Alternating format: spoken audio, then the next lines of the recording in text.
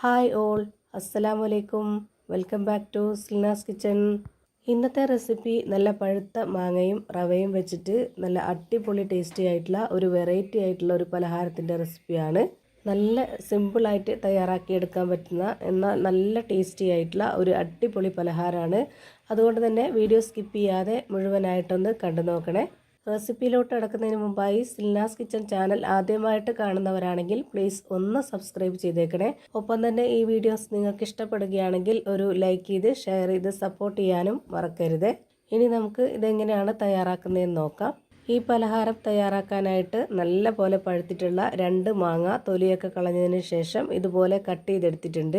അത് നമുക്ക് ഇതുപോലെ ചെറിയൊരു മിക്സർ ജാറിലേക്ക് മുഴുവനായിട്ടും ഇട്ട് കൊടുക്കാം. പഴുപ്പ് കുറഞ്ഞ മാങ്ങ ഇതിനു വേണ്ടി എടുക്കരുത്, നല്ല പോലെ പഴുത്ത മാങ്ങ തന്നെ ഇതിനെടുക്കണം. ഇപ്പം ഞാനിതാ ഇത് മുഴുവനായിട്ടും മിക്സർ ജാറിലേക്ക് ഇട്ട് കൊടുത്തിട്ടുണ്ട്. ഇനി നമുക്കിത് നന്നായിട്ടൊന്ന് അരച്ചെടുക്കണം.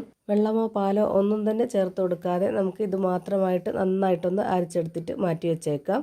അടുത്തതായി ഇത് തയ്യാറാക്കാനായിട്ട് സ്റ്റവിലേക്ക് ഒരു പാൻ വെച്ച് കൊടുത്തിട്ടുണ്ട്. അതിലേക്ക് 1 കവർ പാല് മുഴുവനായിട്ടും ഒഴിച്ചു കൊടുക്കുന്നുണ്ട്.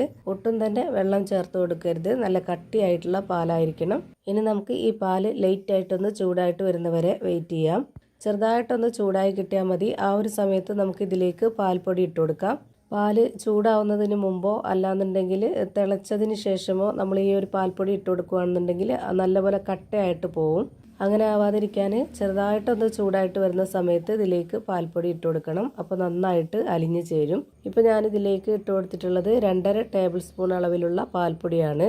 പിന്നെ ഇത് നല്ല മധുരമുള്ള പലഹാരമായതുകൊണ്ട് 4 ടേബിൾ സ്പൂൺ അളവിൽ പഞ്ചസാരയും ഇട്ട് കൊടുത്തിട്ടുണ്ട്. പിന്നെ ഓരോരുത്തരുടെ ഇഷ്ടമാണ്, മധുരം കൂട്ടിയും കുറച്ചൊക്കെ തയ്യാറാക്കി എടുക്കാം. ഇനി ഈ പാല് നന്നായിട്ടൊന്ന് തിളച്ച് വരണം. അതുവരേക്കും നമുക്കൊന്ന് വെയിറ്റ് ചെയ്യാം. ഇതിലുള്ള പഞ്ചസാരയും പാൽപ്പൊടിയൊക്കെ നന്നായിട്ട് യോജിച്ച് കിട്ടിക്കഴിഞ്ഞതിന് ശേഷം പിന്നെ നമുക്കിതിലേക്ക് ആ ഒരു മധുരത്തിനെ ബാലൻസ് ചെയ്യാനായിട്ടുള്ള ഒരു നുള്ള് ഉപ്പും 2 ടേബിൾ സ്പൂൺ അളവിൽ നെയ്യും ചേർത്ത് കൊടുക്കാം. ഈ ഒരു പാല് പാട കെട്ടാതിരിക്കാൻ വേണ്ടിയാണ് ഇതുപോലെ ഇളക്കി കൊടുത്തുകൊണ്ടിരിക്കുന്നത്. പിന്നെ നമുക്ക് ഇത് നന്നായിട്ട് എല്ലാം അലിഞ്ഞ് ചേർന്ന് വന്നു കഴിഞ്ഞാൽ പിന്നെ നമുക്കിതിലേക്ക് റവ ഇട്ട് കൊടുക്കാം. വറുത്ത റവയാണ് ഇട്ട് കൊടുക്കേണ്ടത്. ഞാനിപ്പോൾ ഇവിടെ 250 ml കപ്പിൻ്റെ അളവിൽ 1 കപ്പ് റവയാണ് ചേർത്ത് കൊടുക്കുന്നത്. റവ ഒന്നിച്ചിട്ട് കൊടുക്കാൻ നിന്ന് കഴിഞ്ഞാൽ കട്ടയായി പോവും. അങ്ങനെ വരാതിരിക്കാൻ വേണ്ടിയിട്ട് ഇതുപോലെ നമ്മൾ ഇളക്കി കൊടുത്തുകൊണ്ടേയിരിക്കുമ്പോൾ കുറച്ചായിട്ട് ഇട്ട് കൊടുത്തുകൊണ്ടിരിക്കുക. വറുക്കാത്ത റവയാണ് കയ്യിലുള്ളതെങ്കിൽ നിങ്ങൾ ഒരു പാനിൽ കുറച്ച് നെയ്യ് ഒഴിച്ചതിന് ശേഷം ചെറുതായിട്ടൊന്ന് വറുത്ത് മാറ്റുക. എന്നിട്ട് ഇതിലേക്ക് ഇട്ട് കൊടുത്താലും മതി. അങ്ങനെ ഞാനിപ്പോൾ ഈ 1 കപ്പ് റവയും ചേർത്ത് കൊടുത്തിട്ടുണ്ട്. ഇതുപോലെ നന്നായിട്ട് ഇളക്കി കൊടുക്കുന്നുണ്ട്. ലോ ഫ്ലെയിമിൽ വേണം ഇട്ട് വെച്ച് കൊടുക്കാനായിട്ട്. ഇനി ഇത് കട്ടയാവാതിരിക്കാൻ വേണ്ടി ലോ ഫ്ലെയിമിൽ ഇട്ട് കൊടുത്തുകൊണ്ട് കൈവിടാതെ നന്നായിട്ട് ഇളക്കി കൊടുത്തുകൊണ്ടിരിക്കണം. ഇതുപോലെ ചെറുതായിട്ട് കുറുകി വരുന്ന ഈ ഒരു പരുവാകുമ്പോൾ നമുക്ക് നേരത്തെ അരച്ച് മാറ്റി വെച്ചിരുന്ന ആ ഒരു മാങ്ങ മിക്സ് മുഴുവനായിട്ടും ഇതിലേക്ക് ഒഴിച്ചു കൊടുക്കാം. എന്നിട്ട് ലോ ഫ്ലെയിമിൽ ഇട്ടുകൊണ്ട് തന്നെ ഇത് നന്നായിട്ട് ഇളക്കി കൊടുത്തുകൊണ്ടിരിക്കണം. കൈ വിടാതെ ഇതുപോലെ നന്നായിട്ട് ഇളക്കി യോജിപ്പിച്ച് കൊടുക്കുക.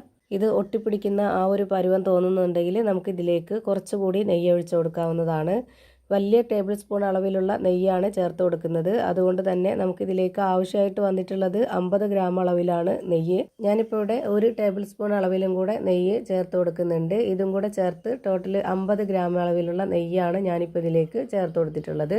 വായിലിട്ടാൽ അലിഞ്ഞു പോകുന്നൊക്കെ പറയുന്ന പോലത്തെ നല്ല ടേസ്റ്റി ആയിട്ടുള്ള ഒരു അടിപൊളി പലഹാരമാണ്. ഇതുപോലെ നിങ്ങളും ഒന്ന് തയ്യാറാക്കി നോക്കുക. എന്തായാലും നിങ്ങൾക്ക് എല്ലാവർക്കും ഇഷ്ടമാവും.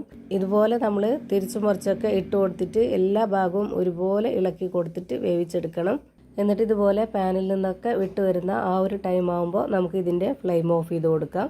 പിന്നെ നമുക്കിത് ചൂടോടെ തന്നെ കയ്യിൽ കുറച്ച് എണ്ണയോ ഓയിലോ ഒന്ന് സ്പ്രെഡ് ചെയ്തതിന് ശേഷം ബോൾസ് ആക്കി എടുത്തിട്ട് അങ്ങനെ വേണമെങ്കിലും നമുക്ക് കഴിക്കാവുന്നതാണ്. അതുമല്ലെങ്കിൽ ഒന്ന് കട്ട് ചെയ്ത് കഴിക്കണമെന്നുണ്ടെങ്കിൽ നമുക്കിതുപോലെ ഏതെങ്കിലും കേക്കിൻ്റെ മൗൾഡിലോ അല്ലാന്നുണ്ടെങ്കിൽ ഏതെങ്കിലും സ്റ്റീലിൻ്റെ പാത്രത്തിലോ നമുക്ക് ഇതുപോലെ ഒന്ന് സെറ്റ് ആക്കിയതിന് ശേഷം ഒരു 30 മിനിറ്റ് ഇതൊന്ന് റെസ്റ്റ് ചെയ്യാനായിട്ട് വെച്ചിരുന്നതിന് ശേഷം പിന്നെ നമുക്കിത് കട്ട് ചെയ്തെടുത്ത് കഴിക്കാവുന്നതാണ്.